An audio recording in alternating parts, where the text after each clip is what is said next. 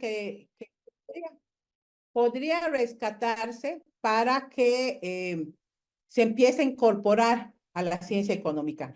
Dice, la noción de contrato social es una expresión que se utiliza por los filósofos políticos y los sociólogos para referirse a la necesidad de imaginar un acuerdo en el interior de cualquier grupo social, ya sea una asociación, una comunidad o el propio Estado-nación, que ordene las relaciones entre todos los actores y establezca los que unos se deben a los otros. Esto es importante y yo lo traigo aquí en esta discusión de las ciencias económicas porque precisamente la economía social y solidaria es como esto, ¿no? Es un contrato social.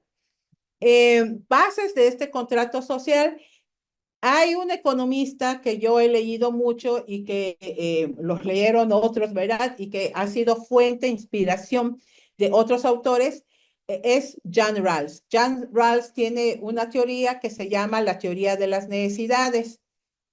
Como vamos a ver aquí adelante, la fuente de inspiración para el escrito de Amartya Sen, que es otro, ganó el premio Nobel de Economía, se basó en John Rawls. John Rawls fue la inspiración de Amartya Sen. Y John Rawls habla mucho sobre las necesidades y habla de equidad como justicia, habla de temas de cómo hacer políticas públicas que sean más justas, ¿no? Y aquí, eh, este teoría de necesidades de John Rawls tiene una base para el contrato social. Dice, es un compromiso de lo que unos debemos a otros. O sea, si estamos en una economía social y solidaria, ¿desde qué punto estás? ¿No? Yo como académica, pues yo puedo llevar conocimiento, pero también puedo adquirirlo de ellos, puedo llevar apoyo, ¿no? Pero también voy a recibir de ellos. Entonces, cuando te metes en una alianza como en la economía social y solidaria, qué son tus responsabilidades hacia el grupo, ¿no? Y qué es cada uno, cómo se comparte esa responsabilidad. Dice, de aquellos a los que les va bien con el sistema existente, con los que tienen el riesgo de quedarse atrás en el disfrute del bienestar y de las oportunidades. O sea, no se vale decir, está bien el capitalismo porque a mí me va bien, pero allí, ¿dónde está el contrato social? O sea, te va bien a ti, pero ¿cómo le va a los demás? Y entonces, a los que les va mal, los vas a ignorar, los vas a dejar allá atrás. ¿Qué haces? ¿No? Entonces, en estos tipos de economía social y solidaria es precisamente lo que estamos haciendo. No estamos dejando, no queremos dejar a nadie atrás, no estamos tratando de incorporarlos. No precisamente al capitalismo, que allí hago esta salvedad, sino a una mejor vida, a una mejor calidad de vida, ¿no? Dice, es una hipótesis necesaria para explicar cómo funciona el consentimiento de la autoridad política y el orden social existente. Y se apoya en la idea de que todos los miembros del grupo están de acuerdo por voluntad propia con el contrato social. El contrato social es muy importante porque comparte valores de la economía social y solidaria, eso de ser democrático, eso de que esa voluntad, no estás forzado a ser parte de una economía social y solidaria, pero una vez que estás allá adentro, pues sabes cómo se van a compartir la responsabilidad de una vida mejor. Maestro Manuel, ¿quiere opinar algo sobre esto? De hecho, sí, miren, algo muy interesante de la economía social es cómo vamos a integrar todos los trabajos. Ahorita hay que ser conscientes que tenemos una brecha muy grande económica, pero lo interesante es cómo vamos a lograr salvar esa brecha. Tenemos que entender esos conceptos básicos que de alguna forma u otra me van a permitir saber cómo estar en ese momento de economía. Tenemos trabajando desde el año pasado con la parte de economía social, cómo vamos a estar creciendo de forma interna hacia una forma global. Pero tenemos que comenzar a trabajar de la parte social, de la parte de las comunidades, de los ejidos. Y lo interesante es cómo vamos a ir integrando estos esfuerzos que ha tenido el gobierno para que se corte la brecha. y que las desigualdades sociales se vayan minimizando. Es algo que vamos a ir platicando y que vamos a ir aterrizando, pero tenemos que entender cómo estamos para poder saber qué tenemos que hacer para lograr salvar esas brechas. ¿Sí? Y, Adelante, maestra. sí, y sobre todo, maestro Manuel, es que también esa brecha, ¿cómo lo vamos a cerrar? Tiene que ver mucho con cómo las personas con las que estamos trabajando, de las comunidades principalmente, aunque no excluye a zona rural, a zona urbana, perdón, es qué es lo que ellos, cómo se visualizan en una mejoría. Porque si nosotros como académicos pensamos que el desarrollo o la mejor calidad de vida es hacer capitalistas de ellos, pues no, porque eso no es el deseo de ellos, ¿no? Ya está comprobado que los pueblos originarios, yo trabajo mucho con pueblos originarios, ellos no buscan esos ideales que tiene el capitalismo. Por eso yo hablo de ciencia económica. La ciencia económica tiene sus limitantes y una limitante es que no incorporó la ideología de otras personas, las aspiraciones de otras personas. Ellos, la ciencia económica piensa que todos piensan igual, que todos son iguales y que todos buscan lo mismo, aunque en realidad ellos están conscientes que para que el capitalismo crezca, pues tiene que abusar de los otros, pero les vende la idea de que, tú puedes llegar a ser como yo, pero no es cierto, porque se parte de desigualdades y esas desigualdades, en vez de que sea un contrato social para que se eliminen las desigualdades, el capitalismo los sigue perpetuando porque a él le beneficia. Sus privilegios no los quiere compartir. Aquí vamos a entrar a los grandes retos de la sociedad actual, ¿no? La Así es. inclusión es esta parte precisamente que el contrato social puede hacer. O sea, a mí me va bien, pero a ti no te va bien. Te falta educación en el sentido de que tal vez tus hijos no pueden estudiar porque tu ingreso está muy bajo, pero tú quieres que tus hijos y tú también quieres mejorar tus conocimientos. Entonces, ¿cómo lo hacemos para que puedas acceder, ya que el Estado no está muy claro de cómo hacer que la educación sea para todos, cómo hacerlo, ¿no? Eh, Atención médica, cuestiones de vivienda, cuestiones muchas, ¿no? Incluso cuestiones de infraestructura. Entonces, ¿cómo incluir a aquellos que ellos mismos expresan que les hace falta? ¿Cómo incluirlos, no? El Así es. cambio climático es otro tema, o sea, el cambio climático lo tenemos que resolver entre todos, pero a veces parece que más se les dice a la gente común, no uses popote, no tires plástico, no uses plásticos de un solo uso, pero ¿qué se le dice a la empresa?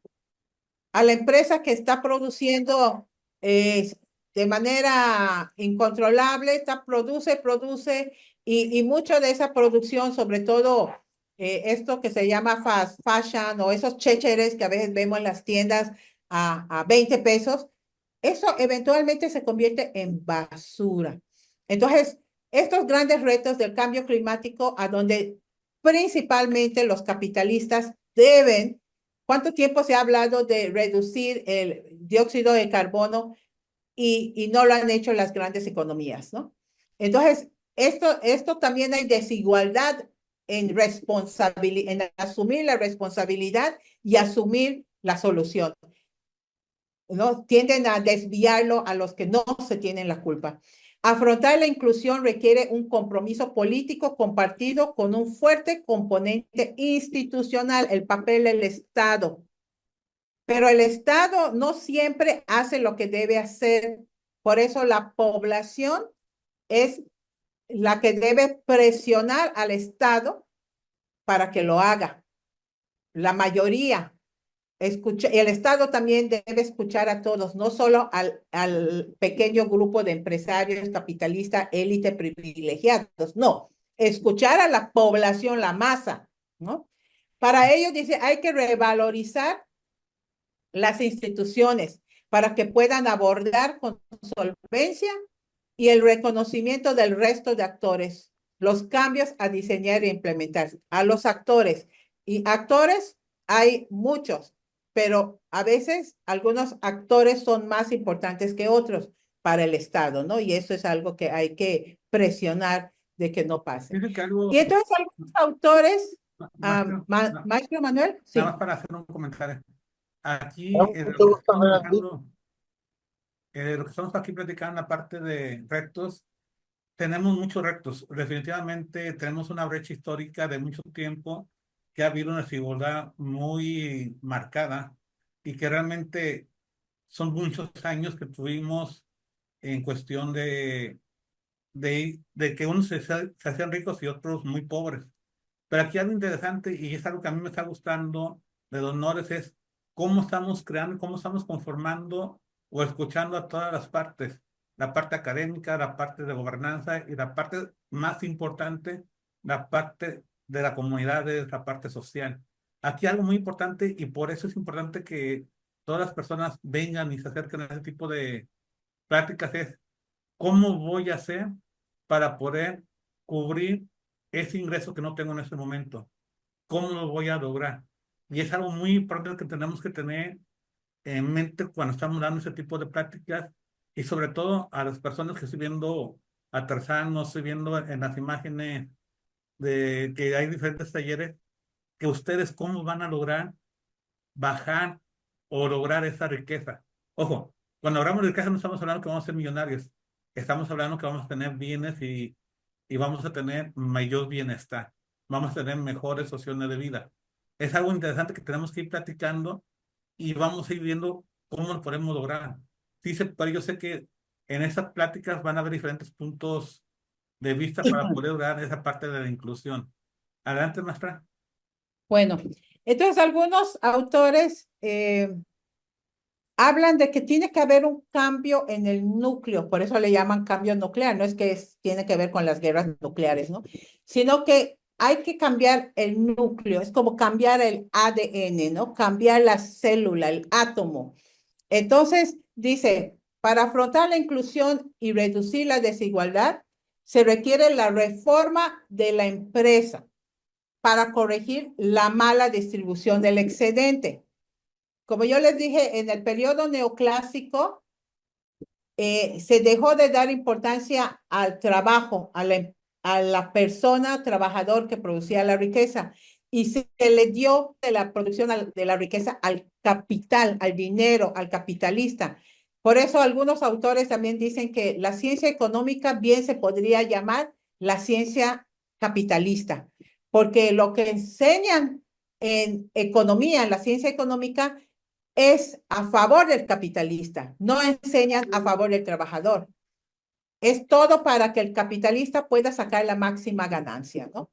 Entonces, hay que cambiar cómo esto de la empresa se tiene que reformar porque debe de distribuir mejor ese excedente entre salarios, sueldos de altos directivos y dividendos. ¿Qué está pasando, por ejemplo, en economías de Argentina? Mientras le están bajando el sueldo a los trabajadores, eh, las ganancias de las empresas están aumentando. O sea, ¿qué quiere decir? Que cuando esa empresa ve, hace sus gastos, eh, hay poquito de sus gastos, se le va en pagar sueldos. De manera que sus ganancias están aumentando. Entonces, en una economía que se está deprimiendo, que se está empobreciendo, las empresas se están enriqueciendo, porque sobre todo esas empresas farmacéuticas, las farmacias, empresas de productos básicos, se están enriqueciendo, mientras que los sueldos están bajando, ¿no?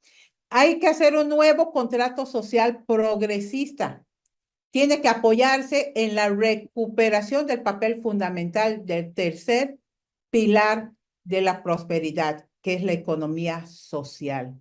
que es la economía como doméstica, la economía que tiene que ver más de forma cooperativa, ¿no? Estos cambios contribuirán significativamente a generar un empleo de calidad. Eso es lo que parte de la economía social y solidaria es dignificar a la persona a través de empleos dignificantes, ¿no? Estable, suficientemente remunerado y no precario, y a mejorar la capacidad de integración del empleo para la construcción de una economía más inclusiva.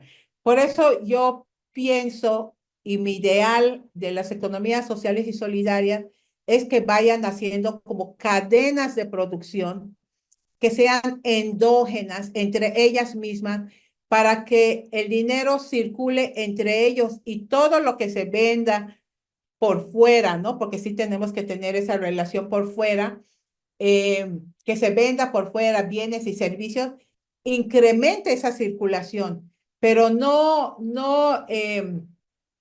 depender de que otros hagan una parte de esa cadena de producción, porque al tener externos, ese va a ser un flujo fuera de la economía circular local, ¿no? Entonces, yo allí, pues eso es mi ideal, ¿verdad? Viendo todo lo malo que ha hecho la teoría económica en cuestión de distribución de la riqueza, pues yo creo que le toca a la economía social y solidaria como que tener esa postura de tratar de retener lo más posible para que circule y eso les ayude a mejorar. Los objetivos de las políticas públicas sociales y el contrato social. Entonces, ¿cómo se van a relacionar? Su finalidad sería la provisión de bienes públicos con el mayor nivel de eficiencia económica y social posible. Los bienes públicos, allí incluye infraestructura, incluye alumbrado, incluye y todo lo que hace el Estado, pero también puede incluir la educación, la salud, ¿no?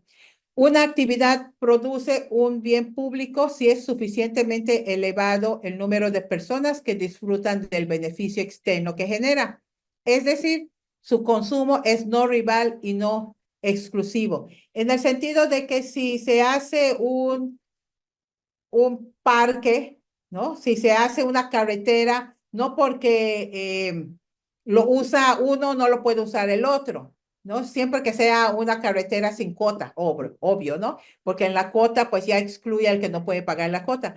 Pero si se abren caminos, si se hace, no sé, cuestiones que pueda llevar más agua a las comunidades o alumbrado.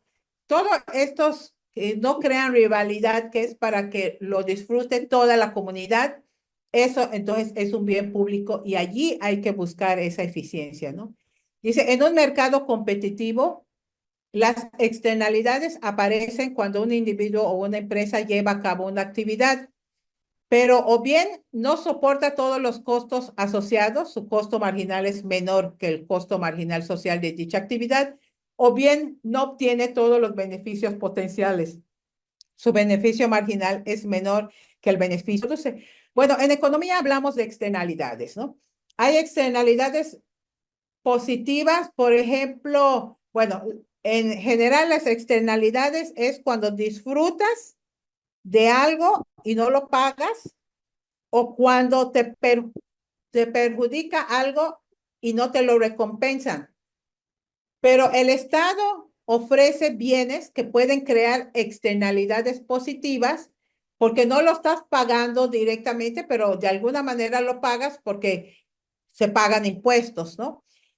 Entonces, hay que tratar de que las externalidades sean las positivas y que si son estos que va el Estado a proveer, pues que sea de la manera más eficiente y reducir las externalidades negativas. Y el Estado lo puede hacer si se está causando un prejuicio, si se está causando un daño, por ejemplo, el daño ambiental por algunas empresas, el Estado puede reducir ese daño si le quita la concesión a esa empresa, si le sube los impuestos de manera que lo deje de hacer, ¿no? Serían prácticas para mejorar el bienestar de todos.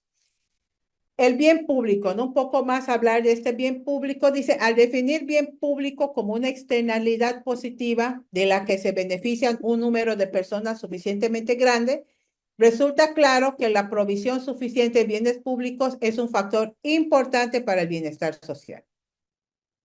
Y aquí tiene que ver otra vez la salud pública, la educación pública, es muy importante para reducir las desigualdades, ¿no? Hay distintos tipos de bienes públicos que no pueden ser producidos en cantidad suficiente por el sistema de mercado, dada la existencia de fallas de mercado. Entonces, cuando los economistas dicen que el mercado va a producir todo, no es cierto. El mercado, por ejemplo, en cuestión de salud, el mercado excluye a los que no pueden pagar. En cuestiones de educación también excluye. En cuestión de carreteras de cuota, excluye. Entonces, el Estado, dado estas fallas de exclusión, el Estado tiene que venir a garantizarlo, ¿no? En estos casos, dice la intervención del sector público y de la economía social en la parte que no sea capaz de asumir es importante. Y eso lo dice el autor Stiglitz, ¿no? El papel del Estado es muy importante, por eso el neoclasismo que elimina casi, reduce el papel del Estado, no es bueno para la economía social. Justicia y bienestar social. Dice, los trabajos de Sen, Amartya Sen y Rawls sobre la justicia social y el bienestar social son claves para analizar las políticas sociales y la economía social. Estos dos autores son muy importantes para entender esto, ¿no? Estos sostienen que en función de la distribución previa de recursos, muchos equilibrios competitivos son óptimos de Pareto, pero no todos son igual de justos. En ciencia económica hay una parte que se llama la economía de bienestar, pero esta economía de bienestar no es, si bien como que trata de hablar de una economía social, aún que hacen eso, no es suficiente y no siempre garantiza una mejor distribución. Uno de estos es el autor Pareto. Él es parte de la economía de bienestar, porque Pareto decía que el equilibrio, que los neoclásicos se basan en los equilibrios, y dice, el equilibrio, no se puede decir, o no es un equilibrio de Pareto, porque Pareto dice que si para hacer a unas personas el bienestar de una persona mejor, le tienes que reducir el bienestar a otro, eso no te va a llevar a un equilibrio justo, por decir, por eso se llama equilibrio de Pareto. Él decía que el equilibrio debería ser en que todos mejoren y que todos disfruten del bienestar. Entonces, ese sería un equilibrio de Pareto. Entonces, no es como lo que hacen los capitalistas. Para que ellos vivan mejor, ellos hacen que los trabajadores vivan peor. Eso no es un equilibrio de Pareto. Pero aquí Amartya Sen y John Rawls dicen que aún así ese equilibrio de Pareto no es justo, porque la gente o la sociedad inicia su producción o la generación de riqueza desde puntos distintos. Por ejemplo, un hijo de una persona rica que va a la escuela, ya va con conocimientos, con experiencias que va de una familia muy pobre, y eso yo lo veo en la universidad. A veces los estudiantes de licenciatura en primer semestre no traen el mismo nivel de lectura, no traen el mismo nivel matemático, no traen el mismo nivel de conocimiento global, ¿no? porque parten de realidades diferentes. Entonces, por eso, aunque se puede hablar de un equilibrio de Pareto, porque, bueno, si entran los dos a una escuela pública, allí está equilibrado, ninguno de los dos va a pagar, ¿verdad? Allí, ok, parten según de igualdad de condiciones. No, pero el que vino de una familia privilegiada trae otra base que el que no vino de una familia privilegiada. Y eso, aunque empiezan en igualdad de condición, de pago o de trato, el resultado va a ser diferente. Por eso dice, para alcanzar el bienestar social se necesita, además de un equilibrio competitivo, unas actuaciones de transferencia de renta. Entonces, sí se necesita como transferencia, o sea, si seguimos con este ejemplo de estudiantes, entonces se necesita que los profesores le den más asesoría a los que más lo requieren, porque para tratar de equilibrar, pero al mismo tiempo no descuidar al que ya trae algo, ¿no? Entonces no descuidas a ese, pero le das mucho más atención al que necesita más atención. Bueno, estas transferencias podrían venir de políticas públicas redistributivas y de un marco institucional que promueva que se genere un empleo de calidad, ¿no? Hablando de empleo, tiene que ver con el papel del Estado y cómo hacen sus políticas públicas. Dice, las políticas sociales, dice, no es fácil definir el contenido de una política social, ya que pueden abarcar un conjunto amplísimo de actuaciones. Eso lo sabemos, ese siempre es el reto para nosotros en economía social y solidaria, o sea, qué abordar, qué atender, qué de todas las necesidades, o sea, qué de todo lo que escasea, o lo que falta, vamos a atender, ¿no? Tiende a distanciarse de la economía para acercarse al ámbito de la filosofía. Entonces, cuando empiezas a hacer eso, la teoría económica te va a decir, si la producción de hamaca no es eficiente, dejen de producirlo y mejor cómprenlo, ¿no? Es como con el maíz a nivel nacional. Si la producción de maíz no tiene rendimiento, impórtenlo de Estados Unidos, y es lo que hemos estado haciendo, incluso maíz transgénico. Pero si hablamos de contrato social, de economía social, si hablamos de políticas sociales que van a ir con este contrato social, pues nos tenemos que distanciar de estos conceptos económicos que hablan de rendimiento, productividad, eficiencia y no sé cuántos otros temas, equilibrio. Hay que distanciarnos de esos conceptos que solo le sirve al capitalista y no a la sociedad entera.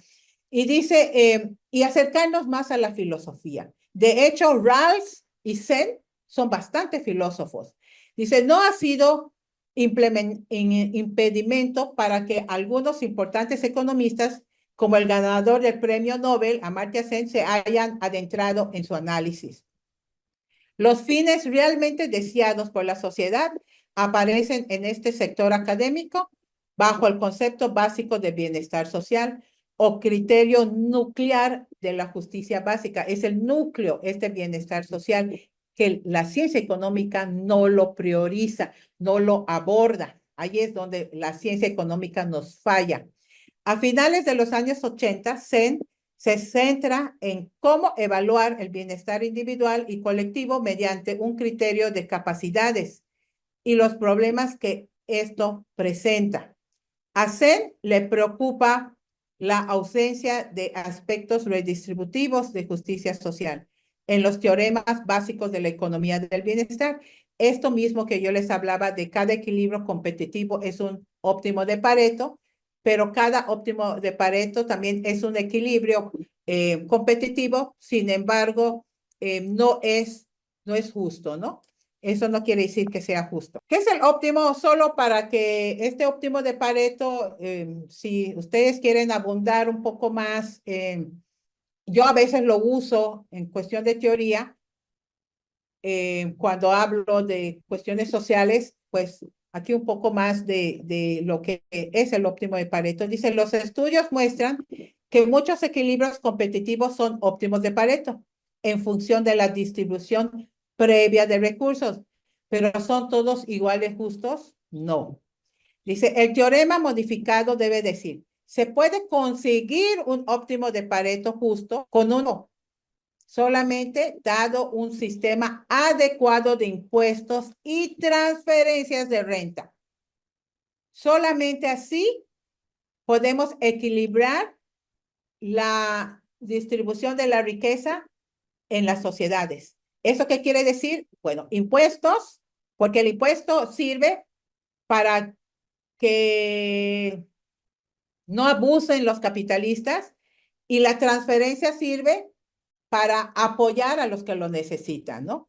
Es decir, el bienestar social objetivo de las actuaciones sociales necesita, además de un equilibrio competitivo en base a los recursos iniciales, unas actuaciones de transferencia de rentas. Claro que sí. Hay que transferir rentas de los que hacen mucho, pero incluso no de cualquiera, ¿no? De manera también adecuado para los que, dado el sistema y la estructura económica productiva de los países o de las políticas públicas que han creado marginados, pues vaya sacando a esos marginados de allí, ¿no? ¿Cómo se mide entonces el bienestar? Porque todo esto va hacia el bienestar. Dice, nos pueden dar elementos, la medición de este bienestar para decidir qué programa seguir y posteriormente evaluar sus resultados. Eso nos recuerda otra vez a Jeremy Bentham. ¿Qué política pública mantener y cuál quitar? Pues, según Jeremy, había que ver la felicidad, ¿no? Si causa felicidad a la mayor parte de la población o no. También aquí dice, pues, medir el bienestar nos sirve para también tomar estas decisiones. Dice, en los modelos utilitaristas, el bienestar social se juzga por la utilidad. Eso es lo que les decía de Jeremy Bentham, que los individuos obtienen de los estados y se obtiene un juicio social sumando las utilidades, ¿no? Y la utilidad visto como felicidad. Este enfoque es reduccionista, sin embargo, dice Sen, ya que no valora las ideas de libertad e igualdad que utilizamos para juzgar los asuntos sociales. Amartya Sen, para los que no lo han leído, habla de las ideas de la libertad, ¿no?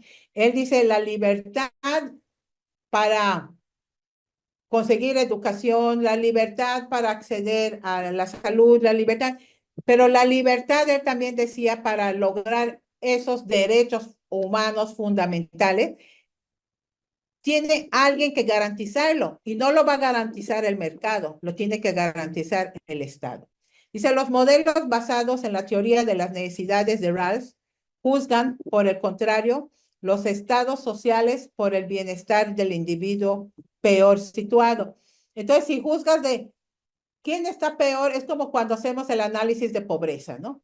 Y está pobreza muy indigente y luego están pobreza baja, pobreza media y los que no tienen pobreza. Entonces estamos juzgando cuando vemos que aumenta el de pobreza media, o sea, disminuye o sea que aumenta la cantidad de pobreza media, pero se salió de la pobreza fuerte, ¿no? Decimos, mejoramos. No hemos mejorado nada porque estamos juzgando del que menos tiene.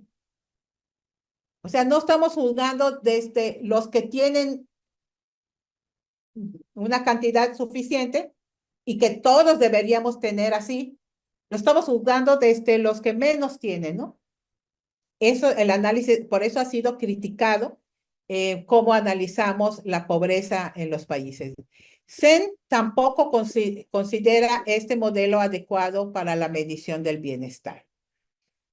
El contrato social, retomándolo, dice, tiene una larga tradición en el campo de la filosofía política y de la sociología. Por eso a mí a veces me gusta más la sociología que la economía, porque si bien la sociología también incorpora el estudio de los niveles económicos, la situación económica, pero lo ve desde un punto de vista más social, ¿no? Y la economía no. La economía lo ve, la ciencia económica, desde el punto de vista del dinero, del capitalista, del capital, de la empresa, ¿no? Rendimiento, eficiencia, etcétera. Dice desde Thomas Hobbes y Jean Jacques a Rousseau, y más modernamente a Jean Rawls. En la obra de estos autores, la noción de contrato social es la clave para explicar cómo una sociedad liberal puede funcionar de forma armoniosa. Bueno, yo creo que yo cuestionaría esto último, ¿no? Porque la libertad, pues no es igual para todos. Tienen mayor libertad los que tienen privilegios a los que no tienen privilegios. Entonces, el modelo social, dice, la Comisión Europea comenzó a trabajar en el apoyo de la economía social porque pensaba que el mercado único europeo necesitaba un nuevo modelo. Estos son como nuevos paradigmas, ¿no? La inclusión. Lo que distintos filósofos y economistas definen como nuevo contrato social. Dice, este es un modelo centrado en la creación de empleo de calidad para todos, que cubriese el creciente deseo por mejorar la calidad de vida y que estuviese más alineado con principios éticos y de equidad social. Pero yo les quiero invitar a todos a también analizar la definición de empleo, de trabajo, o como dicen los argentinos, de laburo. Eh, Porque a veces cuando vemos la tasa de desempleo, hay muchos que se reportan como desempleos, pero si hablamos de un agricultor, una persona que hace cestas de bejuco, de los que hacen bordados, hamacas, ¿están empleados ellos, sí o no? Para mí sí. Sin embargo, a veces los con desdén decimos, ay, no tienen empleo, no tienen trabajo, o sea, eso no es trabajo. Y con ese mismo desdén, luego queremos comprarle sus productos regateándolo. No, eso es trabajo. Emplean horas de sus siempre 24 horas del día para hacer eso, ¿no? Además de otras cosas que hacen. Bueno, con el objetivo de promover una economía social más competitiva, la Comisión situó la innovación social en el centro de sus prioridades para mejorar la cohesión territorial y buscar nuevas soluciones a problemas sociales, en concreto a la inclusión y la lucha contra la desigualdad. Entonces, yo a veces cuando yo soy economista y cuando yo a veces leo la definición de ciertas palabras, de ciertos conceptos, yo digo, pero esto no se le aplica a la zona rural, no se le aplica a los pueblos originarios. Allí hay otra definición y ese es el proceso de los intersaberes. Nosotros como académicos tenemos conceptos que cuando trabajamos con estas economías sociales y solidarias, sobre todo en área rural con pueblos originarios, tenemos que estar preparados a, a redefinirlo y a platicar con ellos en estos diálogos de intersaberes para entender que la definición allí es distinta, pero también hay que decirles a ellos cómo nosotros le llamamos de manera académica y qué diferencias hay con cómo ellos lo llaman y cómo lo definen.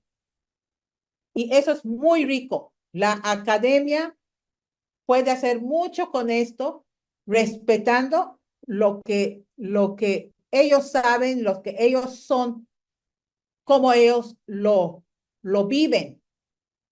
Eso es muy importante. Por eso la economía ortodoxa que nos enseñan en las universidades no nos sirve de mucho para trabajar con estas economías sociales y solidarias. Bueno, en cuestión de teoría del desarrollo económico, sabemos que de allí salieron todos los modelos de desarrollo económico y por eso esta mentalidad que tenemos con estos conceptos que yo les invito a poner en juicio, tela de juicio, porque al trabajar con estas agrupaciones, estos conceptos no nos sirven de mucho, ¿no? Entonces, ya les mencioné que estaba el periodo clásico. Ellos tenían un modelo que era la industrialización, ¿no? El progreso. Los neoclásicos que tenían el crecimiento a través de las empresas. Los monetaristas, los ciclos de negocios, el dinero, cómo, a dónde se hace el dinero y este dinero sirve para seguir creando empresas, ¿no?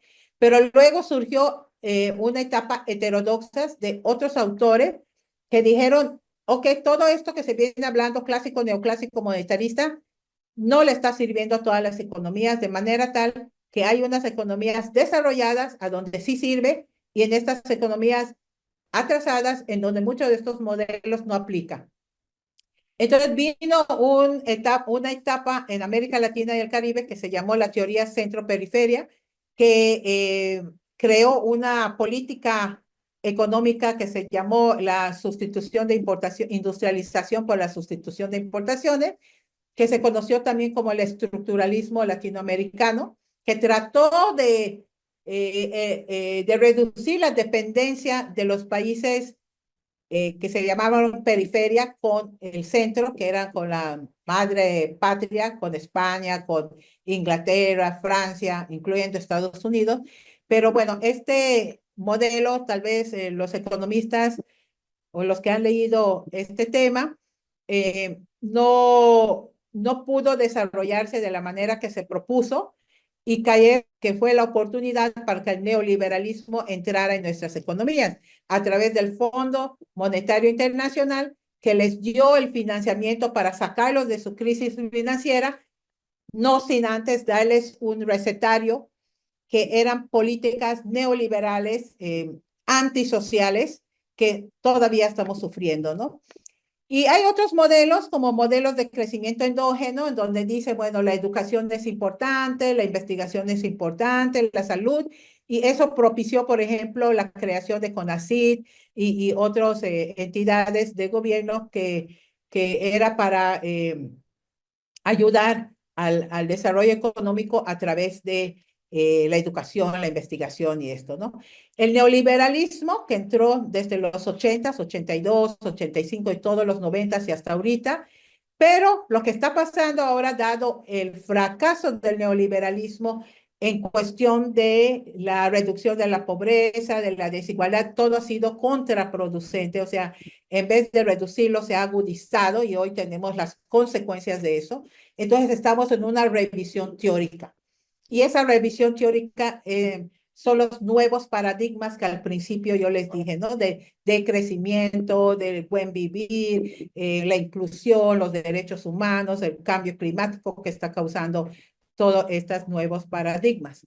Y las nuevas propuestas alternas que para el caso de esto que nos concierne ahorita, pues es la economía social y solidaria.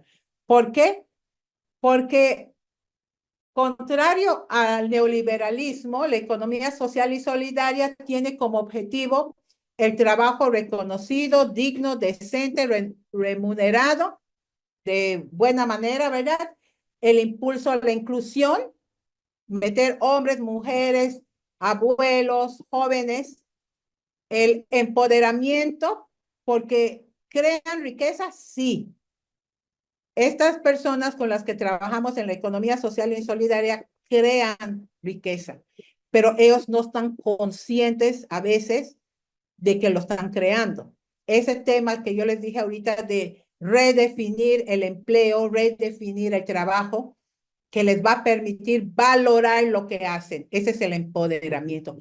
Y, y con todo esto, con esto mismo, mantener su cultura, valorarlo, su cultura, sus tradiciones, ¿no? Esta transformación efectiva que necesitamos, que no queremos que el gobierno simule no queremos que las instituciones relacionadas no entiendan bien este concepto y crean entenderlo y quieran hacer leyes, programas, proyectos sin entenderlo, porque eso no nos va a llevar a la transformación efectiva. La justicia social, apoyo al que más apoyo necesita, transferencias, ¿no? Repartir, si yo sé algo, yo debo compartir lo que sé, ¿no? Si otros saben, compartir lo que saben, para que todos sepamos la economía distributiva, que es esto que les estoy diciendo, de una mejor distribución, y emparejado esto, el comercio justo. El vender una hamaca al precio, al valor que les costó hacerlo. Si ahí está, incluso la cultura no tiene valor, es algo invaluable, o sea, se le puede pedir que el que lo quiera y tenga dinero para pagarlo, que lo pague en dólares, no en pesos. Es el comercio justo, valorar lo que hace, ¿no? Y en todos los sentidos. Y esto pues nos lleva al tema ahora que nos va a hablar el maestro Manuel porque se relaciona. Pues sí, al final las preguntas, maestro. Y al final, Ok. mire, yo quiero empezar con una pregunta, pero me la van a contestar en el chat. Eh, Vimos los objetivos de la economía social. Quiero empezar con que me digan qué está haciendo nuestro gobierno para lograr ese objetivo y cuáles son las actividades que están haciendo. Pónganmelo para ver si tenemos las mismas ideas y vamos desarrollando. Pero quiero empezar con un dato, a lo mejor ya lo saben, pero a mí siempre me impacta ese dato, que el 79% de riqueza está en manos del 10% de los mexicanos, pero que el 50% de la riqueza está, perdón, el 1% de la riqueza está en manos del 50% de los más pobres. Si se dan cuenta, aquí es un dato impresionante y es un dato que tenemos que ir viendo cómo vamos a disminuir esta brecha. ¿Qué estamos haciendo para disminuir esta brecha? Me gustaría que ustedes que me digan qué estamos haciendo, cómo vamos a lograr esto. ¿Estamos trabajando para minimizar esta brecha? ¿Sí o no? O sea, aquí vamos a empezar a ver qué podemos hacer y cómo vamos a lograr esta disminuir esta brecha. Otro dato que les quiero comentar nada más para empezar el tema es también los salarios, aunque en los últimos años hemos tenido un crecimiento de salario mínimo, que es la unidad métrica que le damos al salario, ha tenido crecimiento, pero si lo comparo ese salario con un salario de un gerente general, de un CEO, no tiene nada que ver. Está 150% o 150 veces más abajo de esos salarios. Entonces, ¿cómo lograr que nosotros podamos, si no igualar, porque a lo mejor no quiero igualar, pero sí crecer y lograr un mayor ingreso entre todas las áreas que tenemos y cómo vamos a ir creciendo de la comunidad hacia fuera? Ojo, algo que este gobierno y el gobierno anterior ha manejado o ha creído es trabajo de la comunidad y voy a salir hacia afuera.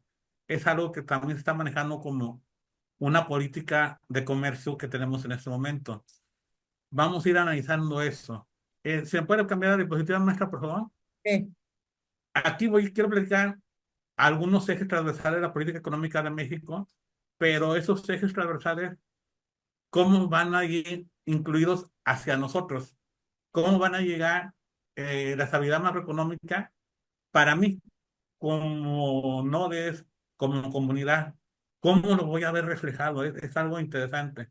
Si se dan cuenta, hay muchas noticias de ambos lados que critican, que apoyan, pero algo interesante, independientemente de qué lado estés, es qué estoy haciendo en cuestión de reformas. Ojo, para tener una estabilidad económica tengo que manejar reformas que me ayuden a tener el control del país, que me ayuden a que las políticas de gobierno que están en ese momento se puedan lograr, porque son las políticas que ellos creen que van a lograr disminuir la brecha económica. que van a lograr que el país crezca económicamente. Entonces, lo primero que yo tengo que entender es qué estamos haciendo en cuestión política y en cuestión de reformas para que esa estabilidad se mantenga y se pueda y podamos crecer. Y es algo que yo he visto que se está manejando. Ha habido varias reformas que no voy a platicar, pero que estamos escuchando constantemente, que están manejando para tener esa estabilidad macroeconómica. Sobre todo porque hay algo que tenemos que hacer comercio exterior, que tenemos un tratado de libre comercio, que tenemos una economía abierta. México es una economía abierta, y te lo estaba comentando la maestra Cruzita muy bien. Nosotros estamos en una economía abierta que tenemos integración con otras partes del mundo y que o no, tenemos la cuestión de aranceles, tenemos la cuestión de impuestos que van a causar tanto a las importaciones como a las exportaciones. Y eso tenemos que tener mucho cuidado en esa cuestión de situaciones. Que a lo mejor decimos, en mi comunidad yo no exporto, en mi comunidad yo no tengo acceso a Estados Unidos, a Canadá, menos a China. ¿Cómo me afectaría? Sí nos afecta al final de cuentas, compañeros y amigos. Así tenemos una afectación. Que a nivel global pasa algo, puede haber una crisis o puede haber un crecimiento, porque tenemos economías que tienen seguimiento con otras economías. Estados Unidos, China, otros países, tenemos ese seguimiento. Y aquí tenemos que ir viendo cómo vamos a estar manejando esas políticas económicas que nos van a llevar a algo muy importante, y este es el punto que tengo que hacer: desarrollo social, desarrollo regional y social. Ojo, el desarrollo social y regional son los nodes, las crecimiento sectorial, somos nosotros. Si se da cuenta, nosotros estamos en un eje transversal de la política económica del país. Somos un punto muy importante en la cuestión económica que tenemos que ver y que tenemos que analizar. Si se dan cuenta, constantemente están manejando programas, apoyos, ciertos sectores, están apoyando actividades, incluso extra. Círculo de fortalecimiento va enfocado a ese punto, al desarrollo regional y social. Aquí algo muy importante que tenemos que ir viendo, que tenemos que ir analizando, compañeros, es cómo Esperanza, que tiene su taller, cómo Angélica Ortiz, que tiene su panadería o su negocio, cómo me van a afectar ese desarrollo social y cómo yo puedo hacer un trabajo integral para poder lograr los objetivos y para poder tener ese fortalecimiento. Aquí tenemos que ir analizando eso, pero para poder entender cómo va a lograr el gobierno o cuál es su estrategia de gobierno para minimizar la brecha que es con la que comenzamos la plática, es conocer varias figuras, ¿sí? La primera, y yo siento que es de las más importantes, es las cooperativas. ¿Qué son las cooperativas? Me imagino que algunos de ustedes son cooperativistas o la mayoría, pero ¿qué estamos haciendo? Estamos creando empresas autónomas que son dueñas de bienes comunes como personas. Pero, ¿y qué hacemos? Buscamos objetivos para lograr el desarrollo que estamos teniendo y que estamos eh, analizando.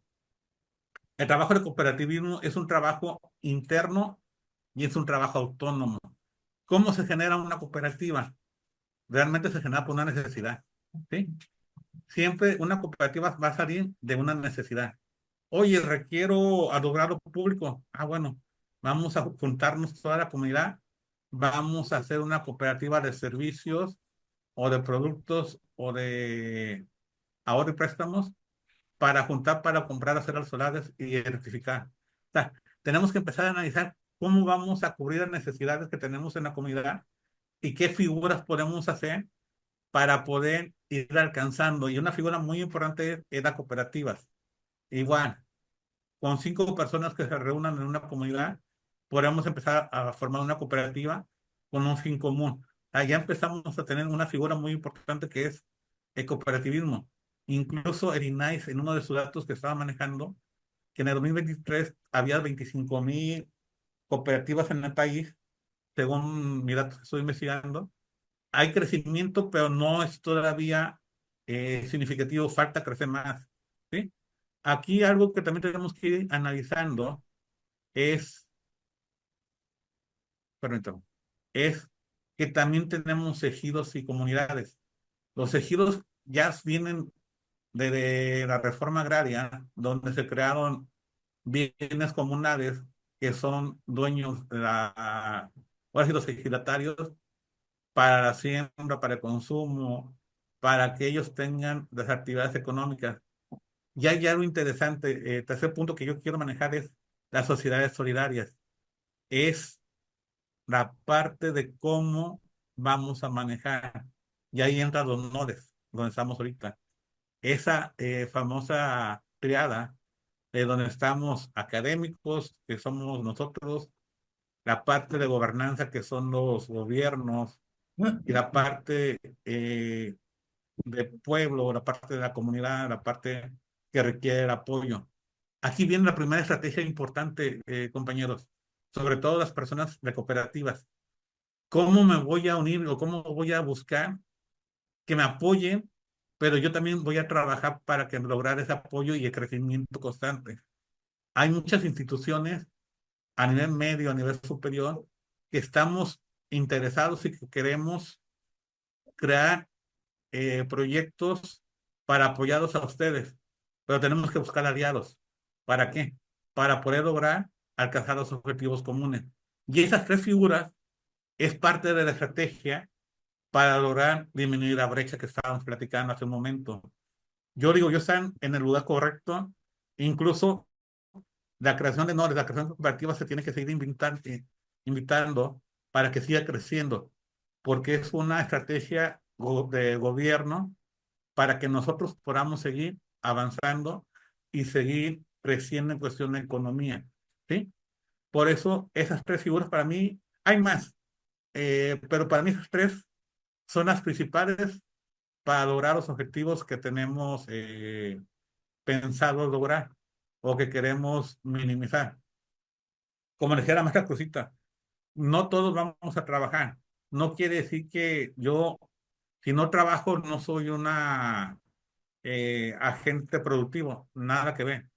Si me puede cambiar la diapositiva, yo puedo crear mi fuente de riqueza creando mi propia empresa. Parece mentira, pero nosotros, cuando creamos una cooperativa, estamos creando una empresa. Estamos creando una figura jurídica que está al mismo tamaño que, no sé, que Bimbo, que Pemex, cualquier empresa a nivel mundial. Es una empresa, a final de cuentas. Una cooperativa es una empresa.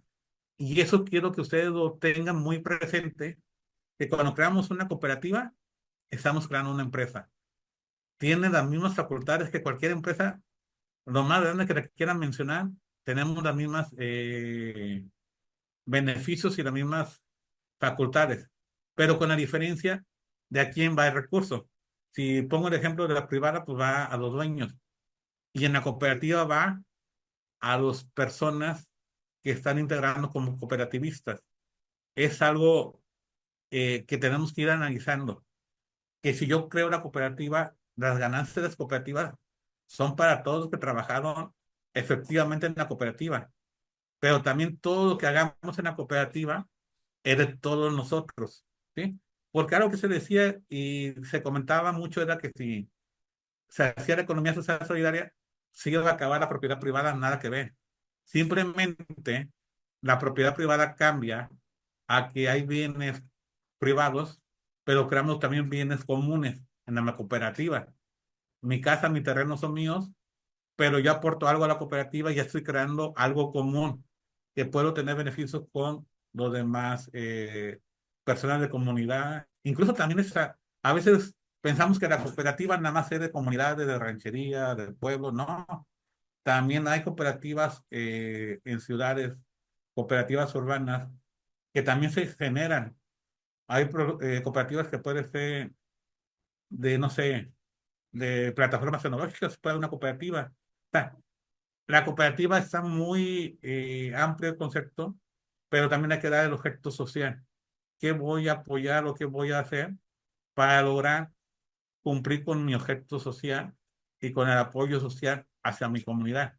Esta es una de las diferencias que tenemos que ir analizando y que tenemos que ir viendo en cuestión de cómo lo vamos a trabajar. Y de ahí se abren tres áreas de cooperativas. La cooperativa de producción, que es cuando nos reunimos varias personas para juntar nuestras herramientas, para juntar los tractores, para juntar todas las cuestiones para producir la tierra o para crear la panadería, la parte artesanal. Todo eso nos estamos reuniendo, estamos produciendo y estamos vendiendo. Pero también tenemos la parte de consumo.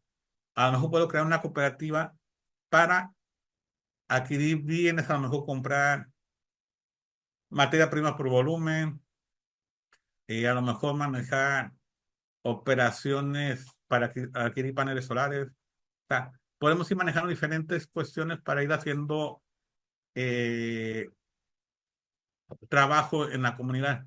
Y hay una que a mí me gusta mucho, la cooperativa de ahorro y préstamo. Siempre nos estamos quejando que no tenemos dinero, que no me llega el recurso, que tengo poco capital. La mejor forma que tenemos es el autoahorro. Si yo trabajo, una parte de mi ganancia la puedo ahorrar y esa parte del ahorro que tengo la puedo poner a trabajar para generar ganancias y a lo mejor posteriormente esas ganancias me apoyen y me financien a mí para seguir creciendo. O sea, todo eso son alternativas que tenemos para ir trabajando y para ir desarrollando la cuestión de cómo voy a empezar a generar ingresos. ¿Sí? Ojo, aquí se lo digo bien claro, ¿cómo voy a generar ingresos para mí, para lograr eh, tener suficiente efectivo para comprar lo que necesito, para mandar a mis hijos a la escuela, para comprar la camioneta? O sea, de una cooperativa sale recurso. ¿En qué sentido? En que yo tengo que trabajar, pero también ese trabajo para mí es una ganancia y ya soy un agente que tengo ingresos, que tengo actividad económica. ¿Sí? Si nos damos cuenta, ya estamos empezando con una figura jurídica que con 5 personas que se reúnan ya pueden empezar a trabajar para empezar a lograr esos beneficios que tenemos que ir viendo y que tenemos que ir manejando. Incluso también la transferencia de tecnología es muy importante en el sentido que también nosotros podemos hacer o recibir tecnología. ¿De dónde? De mis aliados, las universidades, de mis aliados, la parte del gobierno, ¿sí? Sí, Maja, ¿se le puede cambiar, por favor, a la siguiente diapositiva? Le platicaba de dinero. Decían, igual pregunto, ¿para qué me sirve los apoyos de gobierno? ¿Me lo regala el gobierno? ¿Serán sembrando vidas, la beca para las familias, la beca de jóvenes construyendo futuro? ¿Se ha regalado? ¿Qué opinan? ¿El gobierno me regalará ese dinero para que yo me lo gaste en chucherías o tendrá otra finalidad? ¿Qué se imaginan? A ver, pónganme en el chat, ¿qué se imaginan? ¿Me lo regalan el dinero o me sirve para otras finalidades? A ver, los estoy leyendo, permítame un segundo.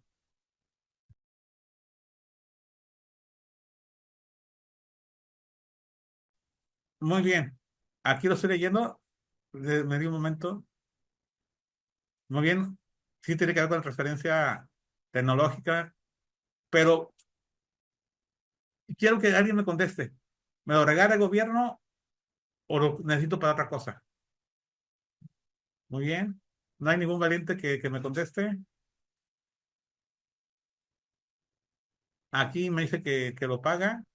Sí, a lo mejor me dice lo pago porque me estoy pagando impuestos, pero cuando me regresan a mí enviar apoyos, ¿cómo se lo manejo? Muy bien, ok, excelente. El programa Jóvenes para el Futuro se creó para adquisición de conocimientos. Aquí ya empezamos para hablar de estrategia de cómo me voy a financiar. Ojo, Todos los programas sociales que aquí estoy mencionando se llama una justificación social, ¿sí? ¿Qué era justificación social? Es el motivo por qué se hizo dicho programa, ¿sí? Por ejemplo, voy a enlazar ahorita dos programas, Jóvenes Construyendo el Futuro con Sembrando Vidas. Sembrando Vidas es un programa que va dirigido al campo, que va dirigido a las comunidades para que ellos siembren diferentes tipos de forestación y le están llegando un apoyo, no sé si mensual o bimestral, no recuerdo, pero ¿qué hacemos con ese dinero? Según el programa Sembrando Vidas, ese dinero que yo tengo que tener no me lo está regalando ni para que yo adquiera, pague deudas o que yo adquiera alimentos. Me lo está dando para que yo adquiera capital de trabajo. Ojo, el gobierno con ese programa está invirtiendo para que nosotros empecemos a crear o capitalizarnos en cuestión de infraestructura. ¿En qué sentido? Si yo estoy creando en una comunidad, tengo algún vivero, bueno, creo una cooperativa para empezar a lanzar lo que produzco con la cooperativa que voy a empezar a comercializar y que voy a empezar a manejar la cuestión de ese recurso, pero lo estoy generando en herramientas que me ayuden a producir para que esos 6,000 pesos o 10,000 pesos, no recuerdo cuánto es el monto, se conviertan en una mayor cantidad de dinero. ¿Por qué? Porque si adquiero el equipo, imagínense que tengan la comunidad 20 personas y el apoyo llega de 6,000 pesos, por 20 estamos hablando de 120,000 pesos. A lo mejor con 120,000 pesos ya estamos hablando que si lo junto en una cooperativa, ya puedo comprar una camioneta para distribuir los productos a las ciudades más cercanas y empezar a vender, ¿sí? Y a lo mejor, si me lo compran en la comunidad, el kilo de aguacate a 20 pesos, pero si yo con la camioneta que compré entre toda la comunidad, la llevo a Veracruz, la llevo a Chiapas, la llevo a Mérida, me la van a pagar en vez de 20 pesos el aguacate a 40, porque ya lo estoy poniendo cerca del consumidor final. Ya tengo una ganancia de 20 pesos más. ¿Cómo lo sacamos? Juntando el ingreso de Sembrando Vidas en la cooperativa, aportando dinero para comprar la camioneta y ya me estoy yendo a la comunidad a hacer ventas. ¿Les da cuenta? Tengo ya dos figuras. Sembrando Vidas con la cooperativa. Ya unifiqué. Ya estoy generando ingresos. Y si luego tengo jóvenes construyendo el futuro y digo, oye, necesito que me capacites a 20 jóvenes para realizar ventas, igual, yo lo puedo mandar a las empresas que el gobierno le va a decir, ellos no saben, capacitado, yo les voy a pagar cierto tiempo para que ellos aprendan y luego regresan a la comunidad a que me ayuden a vender ese producto y que me ayuden a ejercer esa información. Aquí tengo un comentario, igual lo voy a leer. Permíteme, nada más déjame. Es cierto, aquí me están comentando que el programa social tiene la justificación social, pero los beneficiarios no lo están haciendo como se debería. Esa es una de las críticas que se están haciendo fuertemente. ¿Por qué? Y aquí esto va para todos. La cuestión de que si yo quiero crecer y eliminar la brecha, también tengo que cambiar paradigma. O sea, no tengo que pensar que el dinero que me dan me lo regalan. El gobierno tiene una justificación y tiene un porqué que me dan ese dinero. ¿Y cómo yo le pago al gobierno? ¿O cómo yo le pago a mi, no al gobierno, a mi país? Sí, lo voy a poner más, me voy a poner nacionalista. ¿Cómo yo se lo pago a mi país? Que yo genere riquezas y que yo mismo me saque de donde estoy, de doy yo de donde estoy. ¿Sí? Si se dan cuenta, ya estamos hablando de que cómo me puedo financiar y cómo puedo yo solito generar ingresos para ya no estar en la parte de rezago en el 1%. A lo mejor yo empiezo a crecer como comunidad. ¿Sí? Y esos programas que me están dando el gobierno o que me están manejando, ya lo estoy aprovechando de una forma diferente. Ya estoy enlazando programas, sembrando vidas con jóvenes construyendo futuro. A lo mejor quiero crear una tienda y mis hijos no tienen chamba. Nos metemos a programas jóvenes construyendo futuro, abrimos la tienda tengo trabajo pagado, tengo productos que yo estoy generando y a los 2, 3 meses ya tengo clientes que me ayuden a comprar y ya tengo ingresos, ¿sí? Igual sí, es cierto. Aquí me pone Eli Vázquez que es pensamiento ideal, pero sí es cierto, lamentablemente los productores no lo están haciendo. Pero ahí también tenemos que entrar nosotros como académicos, como parte, ahora sí, a lo mejor con una visión diferente, aunque sea difícil, hay que cambiar paradigma. Yo sé que es bien complicado. A lo mejor yo estoy platicando muy bonito, pero si yo hablo específicamente de objeto social, esa es la idea. Ya en ese tipo de círculos que estamos manejando, tenemos que comentar a todas las cooperativas cómo tienen que trabajar para que ellos mismos no estén pidiendo o no estén exigiendo que den dinero. El dinero ya está, lo tenemos que regresar a la economía. A lo mejor sí es cierto, le estoy hablando de una forma ideal, pero sí lo tenemos que ir manejando. ¿Por qué? Porque si le voy a la justificación es esa, aunque no lo estén haciendo como debe de ser. Y ahí hay muchas cuestiones que se tienen que platicar, pero será en otro momento, ¿sí? Pero ese a lo mejor para mí sería el deber ser o cómo se tuviera que manejar en cuestión de trabajos.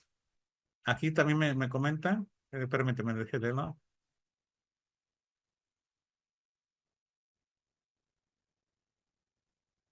Sí, así es.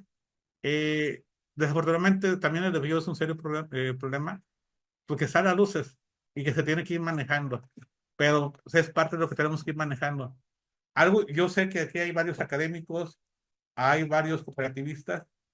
Yo le doy un consejo, independientemente de cómo manejen los apoyos, es cómo manejar los proyectos de negocios. A lo mejor aquí lo interesante es vender la idea a los cooperativistas que si aprovechan los apoyos en no gastárselos, en 2, 3 meses o un año van a tener más ingresos. A lo mejor es parte de ese tipo de foros que nos dan la oportunidad de trabajar. Muy bien, la que sigue, porque ya estamos sobre la hora de término. Ya para terminar, la economía social no solo representa una alternativa del modelo económico regional, sino que es una visión más humana y equitativa para el desarrollo. Y también en las cuestiones de objetivos que tenemos que generar, el empleo digno y la inclusión social y equidad económica también es una alternativa muy viable si lo trabajamos como el deber ser. Yo sé que desafortunadamente a veces no se trabaja con esa amplitud, pero sí sería bueno que lo fuéramos pensando y entendiendo. Igual, ya nada más luego algunos comentarios. Y ya yo sé que hasta las 6 teníamos esa clase. Permítame aquí nada más. Sí, es cierto. Estamos acostumbrados a que nos den los apoyos. Muy bien. Yo por eso termino. Igual tenemos más temas de plática, pero desafortunadamente ya son las 6. Y por ahí, igual te pregunto a las personas de INAI, tenemos algunas preguntas y las proyectamos para que las contesten o, o los mandamos para que los contesten posteriormente. Ahí, Muchas gracias por la pregunta, doctor. Al final de su presentación ya estaremos por compartir eh, la evaluación final. Si usted lo autoriza, ya podemos compartirla en el chat. ¿Está bien para usted? sí, hay una que dice cuestionario MCTM. Comparte esa, por favor. Y sí, Voy a ya compartir adelante. el cuestionario. Ujú, Excelente. gracias. De mi parte sería todo. Maestra Cruzita, no sé si ustedes Eh, quieren comentar algo.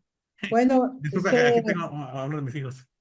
¿Mm? se complementa con lo que habíamos dicho. Las cooperativas, ese punto que usted dijo de que elimina la propiedad privada, no es así. Las cooperativas precisamente es si la propiedad privada, en el caso de los del área rural, que son ejidos, que a veces son parcelas pequeñas, cuando se forman cooperativas, lo que permite es que en cada parcela individualmente se produce, se ponen de acuerdo qué producto, pero cuando se reúne todo, ya es un producto bastante considerable y entonces ya pueden abaratar costos si lo venden juntos, si lo comercializan juntos, si lo promueven juntos, ¿no? Entonces es una manera de trabajar de manera colaborativa, por eso la cooperativa es una forma de economía social y solidaria, porque es la unión lo que va a ser la fuerza, ¿no? Entonces, ahí sigue siendo importante la economía solidaria, ¿no? Y en ese sentido.